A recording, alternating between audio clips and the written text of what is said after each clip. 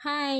நல்லா 10 நாளைக்கு எந்த ரெஸ்ட்ரிக்ஷனும் இல்லாம தூங்கி எந்திரிக்கலாம்னு நெனைக்கும்போது தான் காலங்காத்தால ஏன்னா 8 மணிக்கெல்லாம் முழிப்பு தட்டிருது. அங்கலாம் இருக்கும்போது 9 மணி ஆனாலுமே கண்ணு தட்டு தடுமாறி தான் முழிக்க முடியாம தான் முழிச்சு வேலைய செஞ்சுட்டு இருப்பேன். ஆனா இங்க 8 மணிக்கே எதுக்கு தான் எந்திரிச்சு உட்கார்றேன்னு தெரிய மாட்டேங்குது. சரின்ட்டு எந்திரிச்சு நல்லா ஃப்ரெஷ் அப்லாம் ஆயிட்டு கிச்சனுக்கு போனா, எங்க அம்மா காலையிலேயே பூரி போடுறதுக்கு தான் எல்லாம் ரெடி பண்ணிட்டு இருந்துச்சு. சரி நம்ம மட்டும் எதுக்கு சும்மா இருப்பானே அப்படின்னு சொல்லிட்டு, நானும் போய் பூரி போடுறேன், உங்களுக்கு ஹெல்ப் பண்றேன் அப்படின்னு சொல்லிட்டு போயிட்டு பூரி மட்டும் போட்டு எடுத்துட்டு இருந்தேன். எங்க அக்கா வந்து உருட்டி குடுத்துட்டு இருந்தா.